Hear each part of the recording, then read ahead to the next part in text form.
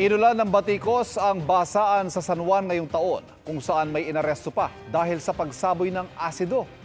Humingi ng paumanhin ang kanilang alkalde kahit hindi anya isinasantabi na may posibleng pananabotahe. Nakatutok si June Veneracion. Taon-taon ginagawa ang Wata Wata Festival tuwing piyesta ni St. John the Baptist, ang patron saint ng lungsod ng San Juan, kada June 24. Pero ngayong taon, inulan ng batikos at reklamo ang isinagawang basaan. Kasunod ito ng puwersahang pagbabasa sa mga napadaan sa lungsod. Hindi nakaligtas sa mga pasahero at mga pribadong sasakyan. Nakapagsalita ako hindi maganda, sa gulat ko rin kasi foul namang magbukas. Pero ayun ko lang na-experience yung gano'n eh. May isang rider ang hindi nakapagpigil na gumanti. Yun lang, matindi ang kanyang buwelta matapos mabasa. Muriatic acid umano ang sinaboy niya. Muriatic yung bawal yun, dapat ilain yun eh. Ang tinamaan umano ng asido, isang nanunood lang sa kasiyahan.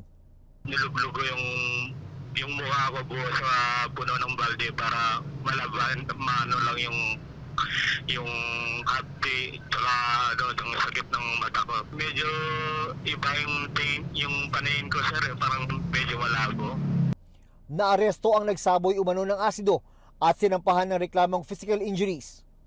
Lumabas sa investigasyon ng PNP na may galit daw ang suspect sa mga sumasali sa Wata Wata Festival. Ito raw ang dahilan kung bakit may dala umano siyang muriatic acid nang mapadaan sa lungsod ng San Juan. Yung mga past years ng festival ay nababasa siya, sasaktan. So hindi siya naghanda na siya eh. Naghanda na if ever ganun. Ay gumanti. Gumanti siya. Nagsalita ngayong hapon ang alkalde ng San Juan. Ako po ay buong pagkukumbaba na humingi ng paumanhin at pasensya sa lahat po ng mamamayan na naapektuhan o naging biktima. Gamit ang mga video na naglabasan sa social media, hinahanap na raw ang mga taong nanggulo sa nakaraang pista. Sa ilalim ng City Ordinance No. 51 Series of 2018, kabilang sa mga ipinagbabawal sa Wata Wata Festival, ang unruly behavior gaya ng puwersahang pagbubukas ng sasakyan. May multa itong mula 2,500 hanggang 5,000 pesos. Hinihikayat ng city government ang mga naapektuhan na magsampa ng reklamo at papanagutin daw ang mga sangkot. Pag-aaralan daw ng San Juan kung paano mapapabuti ang pagsasagawa ng kapistahan sa mga susunod pang taon. Napaghandaan naman daw mabuti ang Wata Wata Festival, pero meron daw mga pasaway. I'm not categorically saying may sabotahe, but I'm also not ruling it out. Para sa GMA Integrated News, June Veneracion, nakatutok, 24 oras. Mga kapuso, nag-dissipate o nawala na yung low pressure area na namataan kahapon sa loob ng Philippine Area of Responsibility. Offshore na rin o malayo na sa bansa yung Intertropical Convergence Zone o ITCZ, kaya kumpara kahapon, mababawasan ang matitinding ulan sa Mindanao. Sa ngayon ay wala pang bagong sama ng panahon na namamataan, pero doble ingat pa rin dahil posibleng magpaulan ng thunderstorms at easterlies. Ayon sa Pag-asa, magtutuloy-tuloy ang pag-iral nito hanggang sa susunod na 3 araw. Base sa datos ng Metro Weather, mababa pa naman ang tsansa ng ulan sa umaga pero bandang tanghali, mag-uumpisa ng lumaki ang posibilidad ng ulan sa halos buong bansa. May heavy to intense rains at malawakan na ang mga pag-ulan sa hapon kaya maging handa sa banta ng baha o landslide. Sa Metro Manila, may tsansa ring umulan bukas ng hapon at gabi kaya huwag pa rin kalimutang magdala ng payong.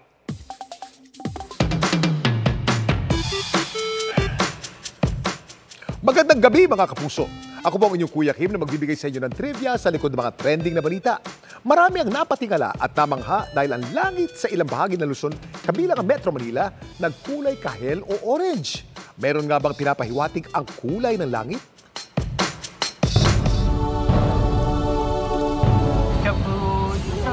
Abot langit ang pagkamangha ng marami ng kalangitan kahapon sa Metro Manila at ilang probinsya sa Luzon. Nagkulay kahel o orange. ang ganda pero parang may something parang kakaiba. Natuwa po kasi ako kasi kulay orange yung langit. Isa sa mga pinaalad na masaksihan ito at napapost pa sa social media ang nuoy kaka-out lang sa trabaho na si Maria Luz. At kasabay ng pagkulay kahil ng langit, ang paglitaw ng isang napakalaking rainbow o bahaghari na na-videohan naman ni Glazy. Pero bakit nga ba nagkulay orange ang langit kahapon dito sa Metro Manila? Tunay na nakamamangha ang orange na kalangitan. Ang tanong, bakit naman ito nagkukulay orange? Nagkukulay orange to pag ang sikat ng araw pag ito'y lumulubog ay nagre-refract o nagbe-bend pagtama nito sa atmosphere. Ang tawag dito ay scattering. Definitely may kinalaman yung concept ng scattering o yung pagkalat ng liwanag sa ating atmosphere. Yung bawat kulay na yun ay represented by different wavelengths. Mga mahabang wavelength, kulay red at yung mga kulay orange, dahil yun yung mga reason na i-scatter. May ilan naman nagsasabi na kaya matingkad ang kulay ng langit ay dahil sa taas na level ng pollution sa hangin, bagay na pinabulaanan ng pag-asa. Actually, that's a misconception na kapag mas maraming pollutants, mas nagiging vivid ang ating sunset. Actually, opposite. Sila actually nag-absorb ng mga light particles, lalo na yung mga kulay. Pero meron nga ba pinapahiwatig ang napakatingkad na kulay ng langit? Meron mga nagsasabi na ang mga ganitong kulay ng sky ay pangitain na magkakaroon ng matinding storm. As I have said earlier, yung mga associated ng ganito kagandang mga sunsets ay yung mga middle at saka yung mga high clouds, which are not actually rain-bearing clouds. Most of the time, improving weather yung. Natatandaan niyo pa ba ang paliwanag kung paano naman nabubuo ang rainbow o bahaghari? Ito ang napakalaking rainbow na nakita kahapon sa Metro Manila. Nabubuo ang mga bahaghari kapag ang liwanag tumatama sa mga water droplet. At kung bakit naman pakurba o pa-arc ang hugis nito dahil sa anggulo kung saan ang raindrops ay nire-reflect ang liwanag mula sa araw. Samantala, para malaman ang trivia sa likod ng viral na balita ay tweet o comment lang, #Kuya Kim, ano na? Laging tandaan, kimportante ang mayalam. Ako po si Kuya Kim at sagot ko kayo 24 oras. Ipinagtataka ni Senador Nancy Binay ang halagang ibinigay ni Senate President Francis Escudero kaugnay sa pagpapatayo ng bagong Senate building. Gayong malinaw daw na ang mahigit 8 billion pesos ay para lamang sa gusali at hindi kasama ang interior. Nakatutok si Ian Cruz. Tuloy ang trabaho sa konstruksyon ng new Senate building sa Fort Bonifacio, Taguig. Patuloy din ang Senate Committee on Accounts sa pagrepaso ng gastusin para sa gusali na ayon kay Senate President Cheese Escudero ay umaabot na sa 23 billion pesos. Hiling ng dating chairman ng Accounts Committee na si Senador Nancy Binay. Sana raw magkausap na sila ng bagong chairman na si Senator Alan Peter Cayetano. Isa din yun dun sa mas maganda sana kung kami dalawa yung usap para magkaroon ng proper turnover. Hindi raw niya maintindihan kung saan galing ang mga numero ni Escudero. Malinaw naman daw noon pa lang na ang halagang 8.6 billion pesos ay para lamang sa mismong gusali at hindi kasama ang interior at iba pa. Hinihingan pa namin ng pahayag si Cayetano pero sa kanyang report kay Escudero nakadetalye ang gastusin. 8.9 billion pesos para sa Phase 1, 2.375 billion pesos para sa interior o fit-out at 10.33 billion pesos na nakabudget para sa Phase 3. Kung isasama ang ipinambili sa lupa, aabot ito sa 23.254 billion pesos. Sa pagsilip ng GMA Integrated News Research sa mga kontrata, ilan sa mga napuna ang paggamit ng mamahaling mga materyales. Tinanong si Senadora Binay kung sa tingin niya ay paano pa makatitipid sa konstruksyon ng new Senate building lalo na sa binabalangkas pa na Phase 3. Well, una-una, tinitingnan din natin diba? Aside from din sa pagtitipid, ang importante din is yung value for money. Dahil, diba, pwede naman mura, pero after 6 months, sira na yung gamit na para sa Senate building. So, at the end of the day, ang mas mahalaga yung value for money dahil talagang intention ng building na yun ay pang forever, hindi siya yung after 1 year. Para kay Cayetano, mahalagang maging katanggap-tanggap rin sa taong bayan ang gagastusin para sa gusali. Kung pinakamaluho na building sa buong Pilipinas ito, hindi ito magiging simbolo ng democracy at ng pride ng ating kababayan, medyo kasusuklaman pa to nung iba. So ang objective ni Senate President at I would assume the whole Senate nandun pa rin yung quality, secure pa rin yung building, pero wag ganong kalaki yung gastos. Ang sabi naman ng Department of Public Works and Highways na siyang project manager sa pagpapatayo ng new Senate building. Hindi man ng DPWH, we are just implementing unit of the Senate, no? Whichever as the specifications that they want us to implement, then we implement it. Sinisika pang makuha ng GMA Integrated News ang panig ng kontraktor ng proyekto na Hillmarks Construction Corporation. Para sa GMA Integrated News, Ian Cruz, nakatutok, 24 oras. Nagbabala ang Cybercrime Investigation and Coordinating Center o CICC sa isang panibagong bugso ng mga text scam. Kabilang dyan ang nagsasabing may gumagamit daw ng inyong credit card. Pati no contact na pagsita umano ng MMDA sa inyong traffic violation. Nakatutok si Chino Gaston. Madalas ka bang makatanggap ng mga text messages na nananakot, nangiengganyo o kaya ay tumatawag ng pansin sa mga transaksyon na hindi mo naman ginawa? Mag-ingat sa pagsagot o pag-click ng mga nakalagay na link dito dahil ayon sa Cybercrime Investigation and Coordinating Center, posibleng sindikato ang nasa likod nito. Isa raw sa usong modus ngayon ay may tatawag o magte-text na may gumamit umano ng inyong credit o debit card. Dahil ikaw ay mag-aalala at matataranta sa laki ng bayarin, posibleng mabiktima ka ng sindikato na hawak na pala ang iyong pangalan, bank o credit card account number at ibang personal details. Advice ka, since you did not make these purchases, I will send you a code. And you send this code to this cellphone number. Doon ka nga ngayon mahuhuli kasi yung cellphone number na yun are unregistered and yet it is receiving data. You have a number of your account officers. Tawagan nyo agad before you take action and start talking to strangers. Hindi lang text ang gamit ng mga masasamang loob. Si Henry, di niya tunay na pangalan, naging biktima ng magkaproblema siya sa kanyang digital wallet.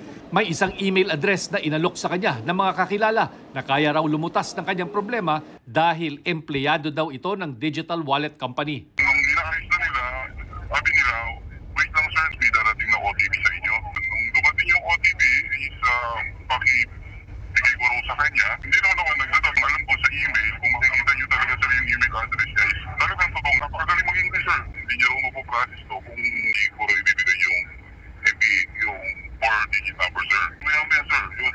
Sana yan. Pinambayad na. Isa pang lumilitaw na modus ngayon ng mga text messages na umano'y galing sa MMDA tungkol sa mga violations ng No Contact Apprehension Program o NCAP. Nilinaw ng MMDA na suspendido mula pa 2022 ang NCAP at hindi sa kanila galing ang mga messages na ito. On the part ng individual victim, siyempre kung medyo naniwala siya, he will be a victim some amount. Of course, on the part naman ng MMDA, nadadrag yung pangalan namin. Definitely, ang NCAP natin ay suspended. So it is very possible na yan ay magagaling sa MMDA. Humingi na ng tulong ang MMDA sa PNP at CICC para mahuli ang grupo sa likod ng mga scam text messages. Meron kaming mga tinitingnan na mga numbers, of course, hindi natin pwedeng i-disclose yan. Hindi tayo papayag na itong bagong modus na to ay mag-proliferate at maraming mabiktimang mga kababayan natin. Payo ng CICC sa mga mamamayan, huwag i-post ang mga litrato ng ID, bank accounts, credit cards o mga billing statements sa social media o internet. Kung may problema sa bank account, kausapin ang account manager ng bangko at huwag na huwag magbibigay ng detalye tungkol sa inyong digital wallet o bank accounts sa mga hindi nyo kilalang tao, mapa sa telepono man o email. Para sa GMA Integrated News, Chino Gaston, nakatutok, 24 oras. 7 ang kasalukuyan naka-confine sa National Kidney and Transplant Institute matapos tamaan ng leptospirosis. Posibleng makuha yan sa baha pero kahit hindi lumusong, maaari pa rin makuha ang sakit ayon sa mga eksperto. Narito ang aking pagtuto. Mistulang ilog ang ilang kalsada sa Zamboanga City kasunod na malakas sa pagulan kagabi, dala ng low pressure area malapit sa Mindanao. Ang ilang residente tuloy, walang magawa kundi lumusong sa baha. Lampas tao naman ang baha sa Lamitan, Basilan, kaya kinailangang ilikas sa mga apektadong residente gamit ang tali at rescue boats. Pag ganitong uso ang baha, binabantayan din ang paglobo muli ng mga kaso ng leptospirosis. Sakit ito na nakukuha sa ihi at dumi ng hayop, partikular ang daga na pwedeng humalo sa tubig baha. Malaki at tinaas ang bilang ng mga kaso nito mga nakaraang linggo.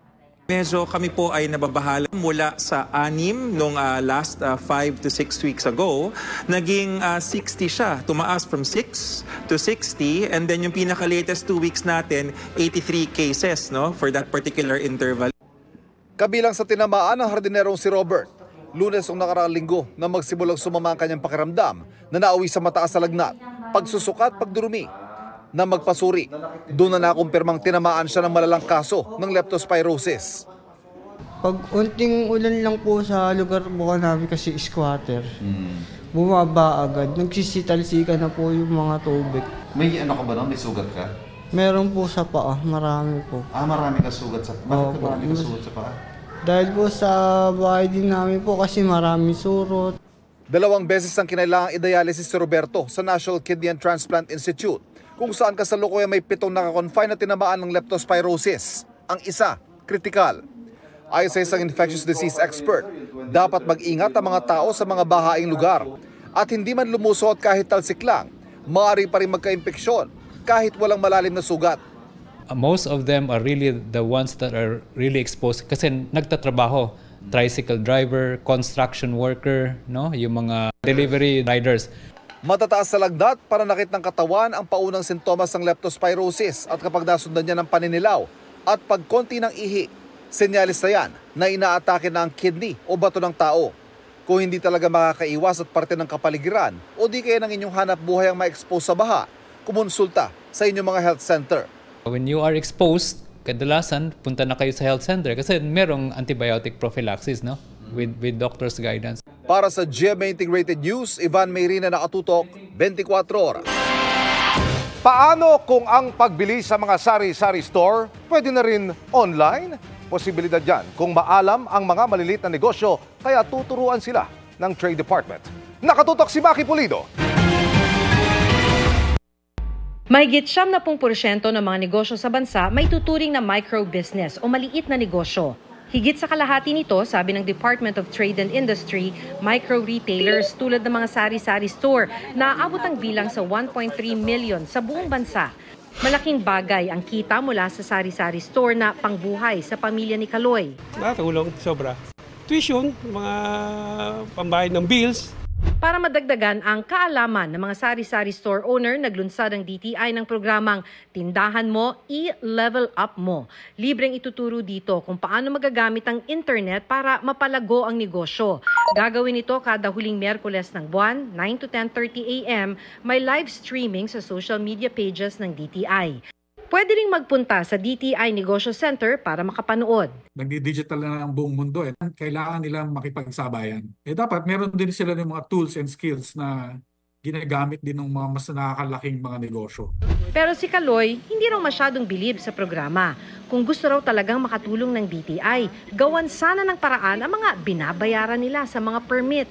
Kung magkano maraming clearance ko? 1.8. Di ba? Ito, 1.8. Ito na tindahan ko. O, di ba? Iba pa yung mayor's permit, iba pa, daming permit na kailangan, di ba? Dapat ay doon sila humanap ng pagbabawasan kung gusto nilang makatulong sa sari-sari store. Sabi ng DTI, kung irerehistro sa kanila ang sari-sari store, bukod sa may pautang para sa dagdag na puhunan, may mga paraan para ma-exempt mula sa mga bayarin sa mga permit. Ang kailangan lang gawin, magrehistro online sa DTI website o kaya magpunta sa negosyo center. Para sa GMA Integrated News, Maki Pulido, nakatutok, 24 oras. Spotted na magka-holding hands sina Sparkle star Kylene Alcantara at basketball star Kobe Paras. Hirit ng netizens, ito na ba ang hard launch ng dalawa? Makichika kay Aubrey Carampel. Sa video na ito, nakuha madaling araw kahapon. Spotted sina Sparkle star Kylene Alcantara at basketball player Kobe Paras na holding hands while walking sa isang parking lot sa BGC sa Taguig City. Sabi ng kumuha ng video, galing ang dalawa sa isang bar. Tanong ng marami, hard launch na ba ito? Bago nito, ilang beses nang tinanong ng netizens ang tungkol sa real score kina Kailin at Kobe. Nagsimulang umingay ang dating rumors nang napansin ng netizens na nagpost sila ng almost identical photo sa kanilang IG stories na tila nasa parehong restaurant. Hagip pa sa post ni Kobe ang bulaklak at 2 wine glasses. Hinala ng ilang nakapansin sa post na magkasama sila sa isang dinner date. Naging maugong pa ang usap-usapan nang mapansin ng eagle-eyed netizens na madalas mag-like at mag-iwan ng comment si Kobe sa mga Instagram post ni Kailin. Sa litratong ito ni Kai noong May 30, heart eyes emoji ang ipinost ni Kobe sa comment section at nirepost pa niya ang photo ni Kailin sa kanyang IG stories with white heart emoji. Maraming netizens ang nagpaabot ng suporta dahil bagay naman daw sila at parehong single. Nang tanungin namin si Kailin recently kung ano bang meron sa kanila ni Kobe, matipid ang kanyang sagot. We are friends and whatever is happening is happening. I don't know. I feel like I'm not in the position to say anything about it. Pero masaya ka? Yes, I am happy. I'm better. Sinusubukan naming kunan ng pahayag sina Kailin at Kobe tungkol sa video, pero pareho silang wala pang pahayag. Aubrey Carampel, updated sa Showbiz Happenings. At yan ang mga balita ngayong Huwebes. Ako po si Mel Tiangco. Ako po si Ivan Mayrina para sa mas malaking misyon. Para sa mas malawak na paglilingkod sa bayan, ako po si Emil Sumangil. Mula sa GMA Integrated News, ang News Authority ng Pilipino. Nakatuto kami 24 oras.